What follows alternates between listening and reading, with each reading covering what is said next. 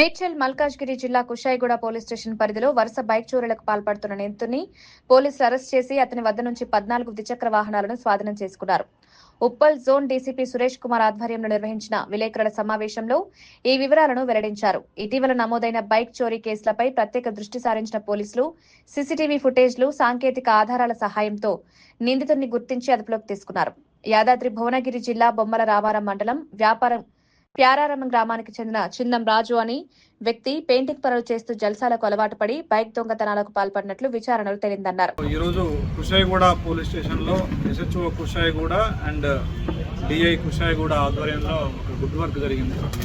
అదేంటంటే ఒక 14 బైకులు 14 టూ వీలర్స్ రికవర్ చేయడం జరిగింది. ఈ అఫెండర్ పేరు చిందం రాజు అనే ఒక 27 ఇయర్స్ అతను. ఇతను నేటివ్ ఆఫ్ బొమ్మల రామారం, యాదాద్రి భువనగిరి జిల్లా. ఇతని పొజిషన్ నుంచి ఒక 14 టూ వీలర్స్ రికవర్ చేయడం జరిగింది. ఈ టూ వీలర్స్ అన్నీ కూడా కుషాయిగూడ పోలీస్ స్టేషన్ పరిధి నుంచి వివిధ సమయాల్లో దొంగిలించబడినవి. ఇతని ఎంఓ ఏంటంటే ఒక సన్నటి పిన్ను లాంటిది వాడి, ఎస్పెషల్లీ ఇతను యాక్టివా బైక్స్ స్పెషలిస్ట్ లాగా దొంగతనం చేస్తూ ఉంటాడు.